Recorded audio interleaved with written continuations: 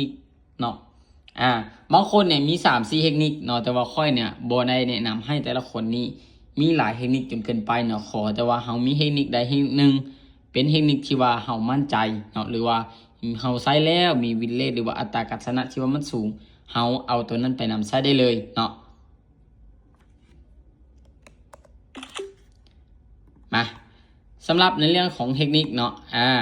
สำหรับเทคนิคที่ค่อยจะเอามานำในมื้อนี้เนาะก็คือเป็นเทคนิคของวิลเลียมแฟกทอร์เนาะคนเนาะคือแน่นอนเนาะว่าสำหรับเทคนิคของวิลเลียมแฟกทอร์นี่ถามว่ามันดีบ่เนาะแต่ละคนเห็นอยู่บ่อันที่ค่อยได้คิดเอาไว้เดี๋ยวจะสูงเห็นนะจ๊ะเห็นง่ายๆเนาะคนเนาะให้ทุกคนสังเกตตามลูกศรของเทคนิคของวิลเลียมแฟกทอร์เนาะเวลาที่ลูกศรของมันสีแดงเนี่ยสีลงเนาะคือในเส้นจุดนี้เนาะจุดเนี้ยจุดทมอิฐเนาะเฮาเบิ่งจากซ้ายไปหาขวาเดี๋ยวทุกคนเด้อคือในจุดทมอิฐเนี่ยเห็นบ่ลูกศรสีลงเนาะแน่นอนว่าอนาคตเนี่ยก็มีโอกาสที่จะขึ้นไปเนาะแน่นอนว่ามันขึ้นไปแล้วในเมื่อที่มันจะลงมาเด้แน่นอนเนาะมันจะมีสัญญาณของแดงแดงลงมาแล้วลูกศรมันจะซีขึ้นเป็นสีเขียวเฮาก็สามารถตามขายได้เนาะแต่ในเมื่อที่ลูกศรของมันเปลี่ยนทิศทางเนาะคนเนาะมันมีโอกาสที่จะปรับเปลี่ยนเนาะคือในออเดอร์นี้เนาะที่ค่อยได้เอามาให้เบิ่งนี่ก็คือลูกศรของมันเนาะได้ซีลงเห็นบ่แล้วค่อยกดซื้อขึ้นไปแล้วเฮ็ดให้มันวินเห็นบ่มันวินเนาะคือถามว่าเทคนิคตัวนี้มันดีแล้วก็ตอบโจทย์บ่เนาะสำหรับค่อยในปัจจุบันนี้ค่อยใช้2เทคนิคเนาะนี่ค่อยจะใช้เทคนิคของวิลเลียมแฟกทอร์2วิลเลียม%Rที่ว่าค่อยใช้2เทคนิคนี้ควบคู่กันเนาะแต่ว่าค่อยจะอธิบายให้ละเอียดโดยที่ไปเทื่อละเทคนิคเนาะพอเข้าใจบ่สำหรับเทคนิคตัวนี้เข้าใจอยู่สำหรับเทคนิคสำหรับเทคนิคตัวนี้มันเป็นเทคนิคที่ว่าบ่ได้ยากเนาะคนเนาะขอแต่ว่าเฮาสังเกตลูกศรของมันเนาะแล้วก็สังเกตตามตลาดเนาะคันว่าเฮาเข้าใจ2สิ่งเนี่ยเนาะบวกกับวิลเลียมแฟกทอร์วิลเลียม%Rเนาะแน่นอนว่ามันมีอัตราการชนะที่ว่าสูงเลยเนาะมา เอาไปต่อนำกันเนาะไปต่อนำกันเนาะสำหรับนี่เห็นบ่คนเนาะสำหรับตัวนี้เนาะจะเป็นเทคนิคของวิลเลียม%Rเนาะเห็นบ่ สำหรับวิลเลียม%Rเนาะคนเนาะให้แต่ละคนที่สังเกตเบิ่งลูกศรหรือว่าวงมวลที่ค่อยได้ออมไว้เห็นบ่พอเห็นบ่เห็นนี่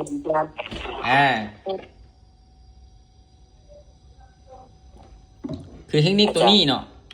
ค่อยจะใส่อยู่หน้าซ้ายจังได๋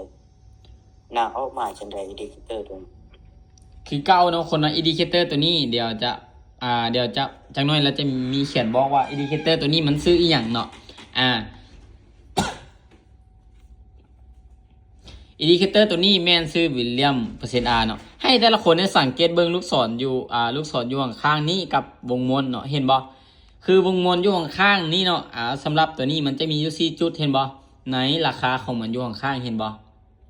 เนาะมันจะมี80 20เนาะแล้วก็มี0แล้วก็จะมีอยู่100เนาะคนเนาะแล้วก็สังเกตเบิ่งเส้น80กับ20นี่มันจะพิเศษหน่อยนึงเนาะคือแน่นอนว่าเวลาที่มันขึ้นไปฮอต0เนาะคนเนาะแม่นค่อยจะกดขายเนาะแล้วก็สำหรับออเดอร์ที่ค่อยวินนี่แม่นค่อยเข้าจักใสนี่นะวงมวลที่ค่อยคิดเอามานี่เห็นบ่เวลาที่มันตัดขึ้นนี่เห็นบ่ตัดเส้นสาวตัวนี้ขึ้นเห็นบ่สาวตัวนี้ขึ้นแม่นค่อยจะกดซื้อเนาะคนเนาะกดซื้อคือค่อยกดซื้ออยู่นี่เนาะคนเนาะกดซื้ออยู่นี่เห็นบ่เส้นตัวนี้มันตัดกับอยู่นี่เห็นบ่มันตัดขึ้นไปเนาะค่อยกดซื้อแล้วจึงเฮ็ดให้มันวินเนาะคือตัวนี้เนาะเฮาจะเข้าออเดอร์อยู่4จุดเท่านั้นเนาะคือมาฮอต100เนาะลบ100ปึ๊บแม่นกดซื้อบัตรนึงเนาะแล้วก็ตัดเส้น80ขึ้นไปก็กดซื้อบัตรนึงเนาะแล้วก็ตัดเส้น20เนี่ย4ขึ้นไปด้านถึงนี่คือออเดอร์ที่ค่อยออกนี่ก็กดซื้อบัตรนึงแล้วไปฮอต00ปึ๊บบัดนี้ค่อยจะกดขายบัตรนึงเนาะแล้วมันลงมาตัด20ลงมาลุ่มเนาะ ค่อยก็จะกดขายบัตรหนึ่งตัด80ลงมาค่อยก็จะกดขายแล้วก็มาฮอต100นี่ค่อยจะกดซื้อเนาะแล้วก็ค่อยใส่เป็นประจำแม่นฮอต100กับ-0เนาะค่อยจะใส่เป็นประจำสำหรับเทคนิค2เทคนิคตัวนี้เนาะ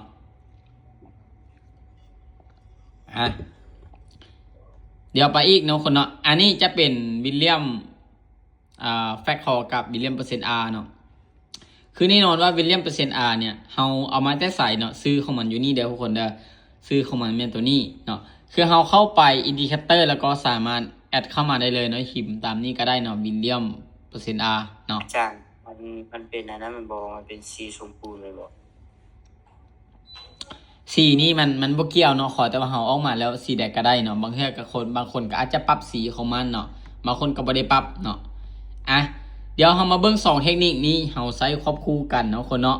แล้วก็ออเดอร์นี้เป็นหยังมันจึงวินเนาะมาเบิ่งออเดอร์นี้เนาะออเดอร์เนี้ยเนาะให้คนสังเกตเบิ่งจากวงมนคิดออมเห็นบ่เห็นแล้วจ้ะ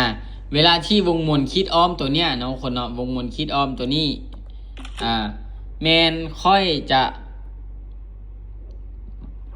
แล้วก็มาสังเกตเบิ่งอันจากอย่างด้านข้างนี้ฮอตใส่ฮอต-0แม่นบ่ฉะนั้นเวลาที่เส้นของมันเนาะเส้นของวิลเลียมเปอร์เซ็นต์ R ขึ้นไปต่ำเนาะ-0นี่ค่อยจะกดขายแล้วผลที่ได้รับคืออีหยังนี่มันวินเนาะคนเนาะมันวิน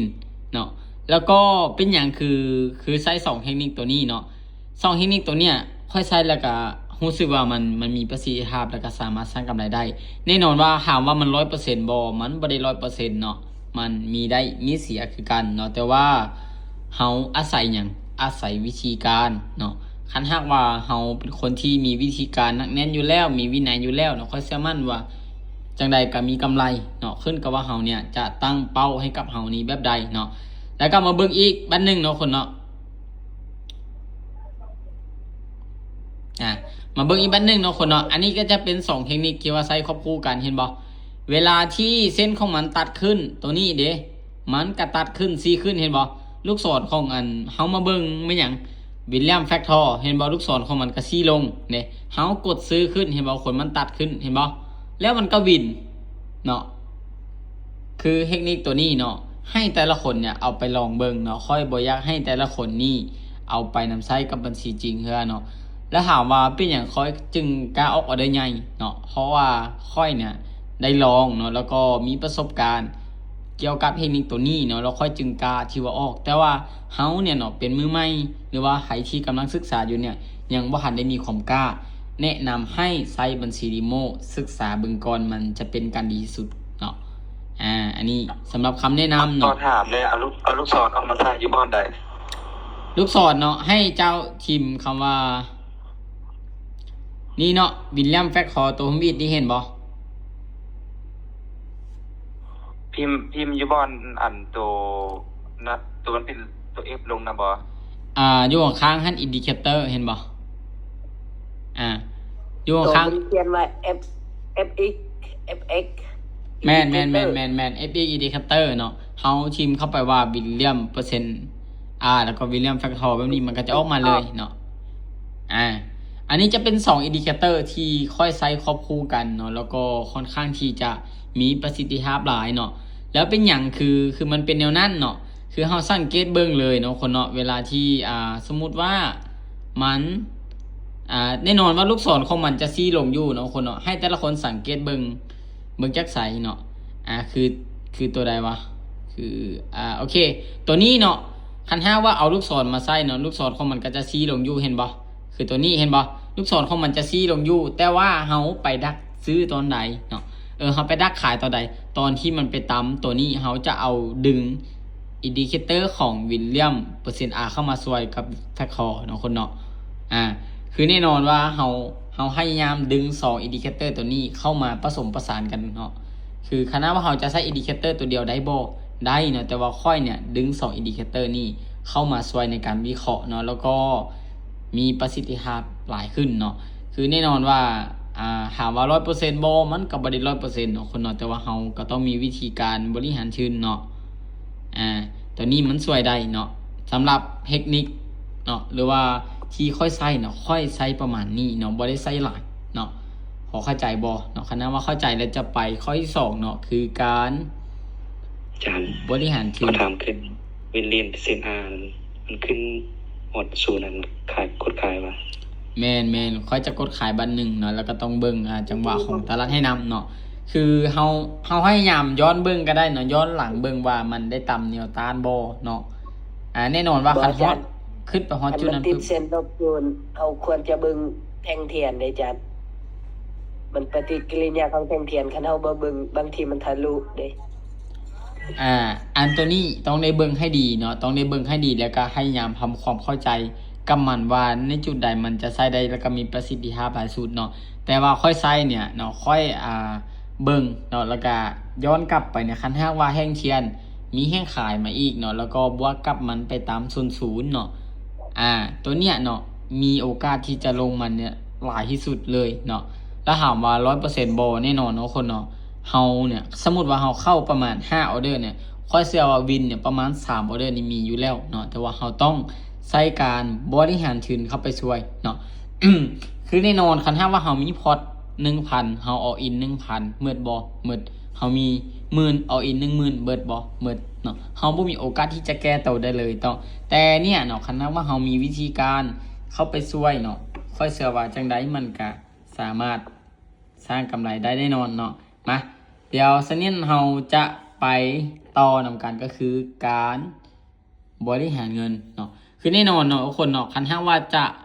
บริหารเงินให้แต่ละคนเนี่ยหมดเนี่ยมันเป็นไปได้บ่เนาะคนเนาะคือแน่นอนเนาะมันยากเนาะฉะนั้น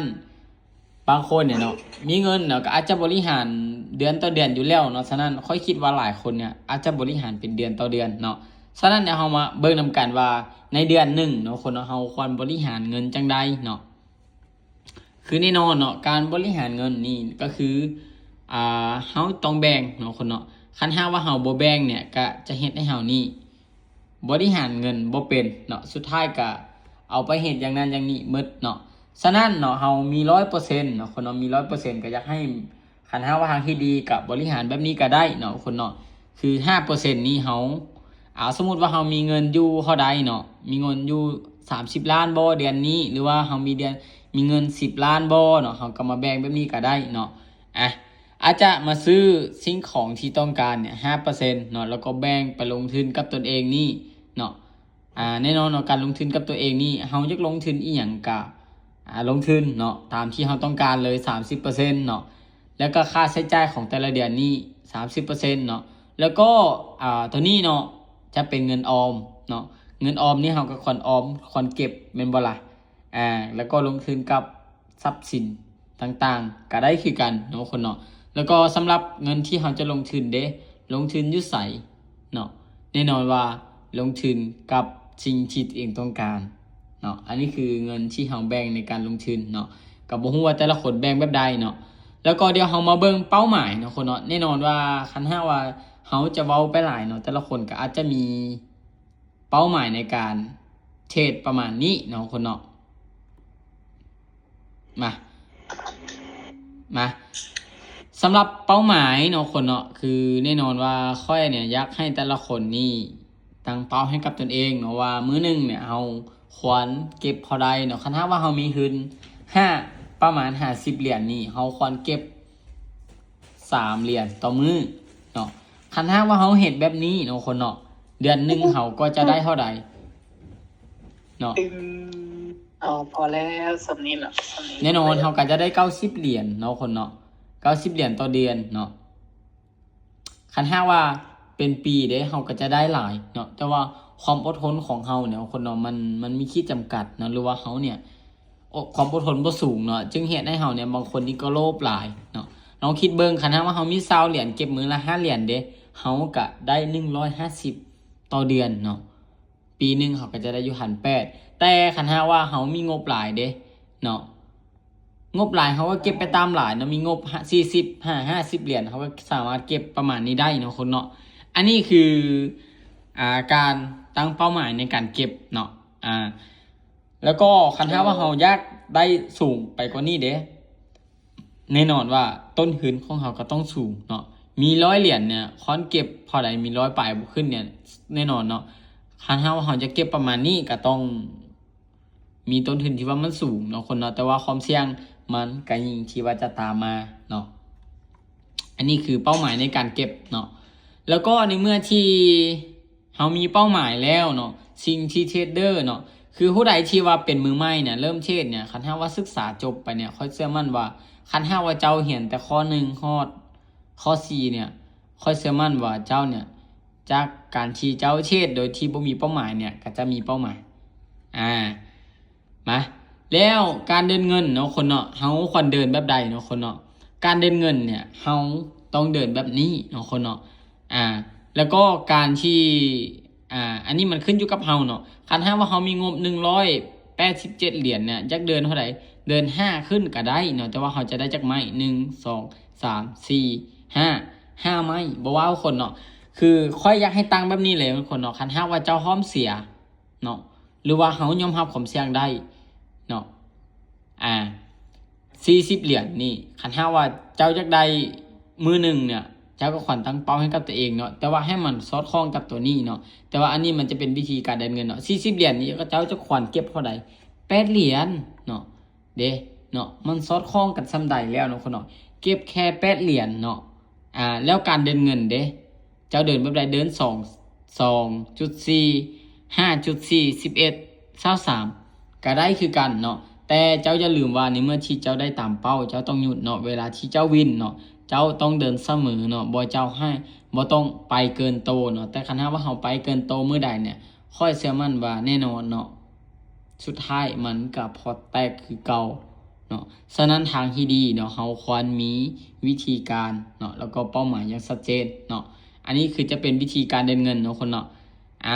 แต่ละคนคันว่าอยากได้วิธีการเดินเงินแบบนี้ก็สามารถบันทึกไปไว้ได้เนาะวันนี้คนเนาะ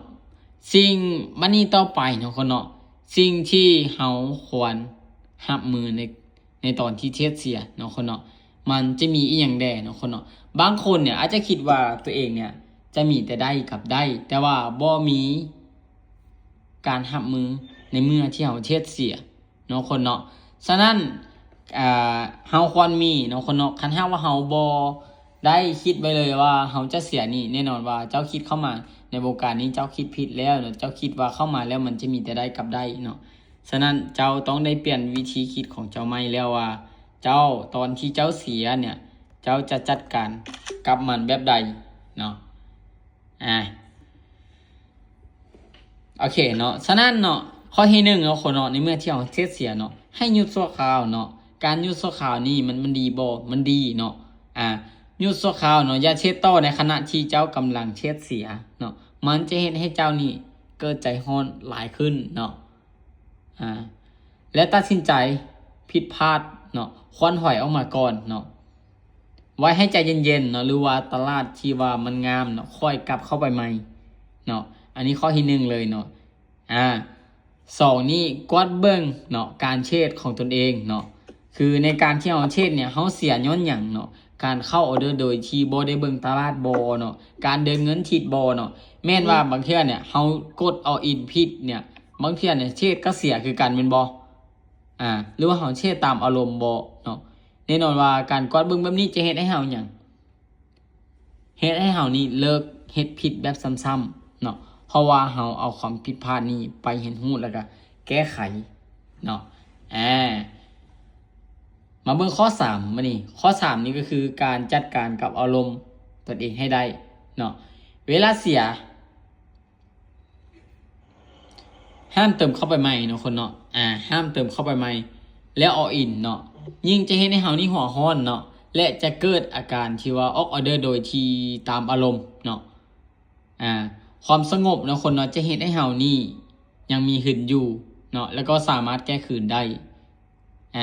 บางคนเนี่ยเสียก็อย่างกลุ่มเข้าตลาดอยู่เสียมื้อนี้เสีย10เหรียญ20เหรียญก็อย่างกลุ่มที่ว่าจะไปเติมเข้ามาแล้วออินเติมเข้ามาแล้วออินเนาะฉะนั้นเจ้าคิดผิดแล้วเนาะเวลาเจ้าเสียเนี่ยเจ้าควรเบิ่งว่าเจ้าเสียอยู่ในจุดใดเนาะเจ้าเสียย้อนหยังเนาะเจ้าควรปรับบ่ในจุดนี้แต่ว่าเจ้าบ่เบิ่งอีหยังเลยเจ้าบ่สนอีหยังเลยเพราะว่าเจ้าเนี่ย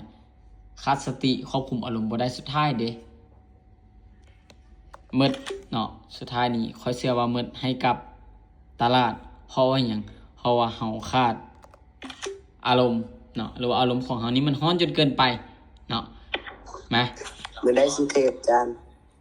อันนี้สอนอยู่ก่อนเด้อเดี๋ยวเบิ่งก่อนเนาะคันถ้าว่าสอนจบแล้วเดี๋ยวจะเทศเนาะซี่เนาะคนเนาะจื้อไว้ว่าเป็นเรื่องปกติเนาะว่าแน่นอนว่าเป็นอย่างคือว่าเรื่องปกติเนาะคนเนาะให้ที่ว่าจะชนะฮู้ไหมเนาะบ่มีเนาะคนเนาะการเทศนี้มันมีได้มีเสียเนาะแล้วก็เฮาควรเห็นฮู้จักไสเนาะเห็นฮู้จากข้อผิดพลาดแล้วก็มาปรับปรุงเนาะอันนี้คือคันถ้าว่าเฮาเสียเฮาควรเฮ็ดในประมาณนี้เนาะแล้วก็5เนี่ยเฮากลับไปฝึกใหม่เนาะฝึกจากหยังฝึกจากดีโมเนาะการฝึกเนี่ยมันจะช่วยเฮ็ดให้เฮานี่ดีขึ้นเนาะเพื่อหยังเพื่อเก็บประสบการณ์แล้วก็เพื่อเพิ่มความมั่นใจให้กับเฮาเนาะจื้อไว้ว่าคนเสียเนาะพอไปแม่นปรับปรุงเนาะแล้วก็ไปได้ไกลแล้วก็สำเร็จเนาะเสียเป็นคนทั่วไปเนาะแต่คันถ้าว่าเฮาไปปรับปรุงเนาะแม่นเฮาจะไปได้ไกลแล้วก็สำเร็จเนาะแล้วก็ตอนนี้เนาะแต่ละคนเนี่ยติดลบพอได้แล้วเนาะได้ติดลบบ่ มื้อนี้กิโล300ไปเลยครับ เท่าใด ติดลบ 3,000 ไปอาจารย์ มื้อนี้บ่ แม่งแล้วจ้ะ แม่นการขอถามแน่อันนั้นวิธีเบิ่งตลาดนะอาจารย์เขาเบิ่งแบบใด เดี๋ยวขอสอนเรื่อง mindset ไปก่อนเนาะฉะนั้นเดี๋ยวจะมาให้เบิ่งในช่วงสุดท้ายก็ได้เนาะฉะนั้นเนาะเดี๋ยวจะสอนไปทีละสเต็ปเนาะคนเนาะคือคันหากว่าเฮาเนาะติดลบในมื้อนี้เนาะเฮาต้องได้เบิ่งว่าเฮาติดลบเท่าใดแล้วให้เฮาเนี่ยไปวางแผนใหม่ว่าเฮาจะแก้พอร์ตนี้แบบใดเนาะอันนี้คือบทเรียนที่ค่อยเตรียมมาเพื่อทุกคนได้ทราบแล้วว่า เวลาที่เฮาเทศไปเนาะแน่นอนว่าค่อยฮู้อยู่แล้วว่าคันหากว่าเฮาติดลบนี่เฮาควรจะเห็นแบบใดเนาะคือแน่นอนเนาะคนเนาะเฮาลองเบิ่งว่าเฮาเนี่ยติดลบพอใดเนาะคันหากว่าเฮาติดลบ101เนาะคือแน่นอนว่าอาทิตย์หนึ่งเนาะอาทิตย์หนึ่งนี่เฮาควรแก้มือกับมันนี่แบบใดเนาะคือแน่นอนว่าการแก้มือกับมันเนี่ยเฮาควรแก้เป็นอาทิตย์ก็ได้เนาะตั้งเป็นเดือนก็ได้คันหากว่าเฮายิ่งตั้งสูงเข้าได้เนาะยิ่งจะเห็นให้เฮานี่ลดความเสี่ยงลงเนาะคือเฮาติดลบ100เนาะ100เนี่ยเฮาควรเก็บเท่าใดเนาะคันหากว่าเฮาเก็บ1อาทิตย์เนาะคนเนาะคันหากว่าเฮาเก็บ100เนี่ยเฮาเก็บอยู่14เหรียญต่อมื้อเนาะ1อาทิตย์มันก็จะสามารถแก้ไขได้ในงบ100เนาะแต่ว่าต้นทุนของเฮามันต้องยอมรับความเสี่ยงได้เฮา100เท่านั้นเนาะสมมุติว่าเฮาติดลบ100เอาเข้ามาลด100เนี่ยเนาะคนเนาะแล้วก็ลองเฮ็ดเบิ่งเนาะแต่ว่าคันหากว่าเจ้าอยากได้คันหากว่ายังบ่ทันได้ติดลบเนาะคันหากว่าเจ้ายังเริ่มที่จะเก็บกำไรเนาะค่อยแนะนำว่าเจ้าลองเก็บมื้อละ5เหรียญก่อนคันหากว่าเจ้าได้มื้อละ5เหรียญประมาณอยู่อาทิตย์นึงแล้วเจ้าจึงเพิ่มเป้าของเจ้าเนี่ยเพิ่มขึ้นไปอีกเนาะคันหากว่าเจ้ายังติดลบอยู่แน่นอนว่าเจ้าบ่ต้องฝืนต่อไป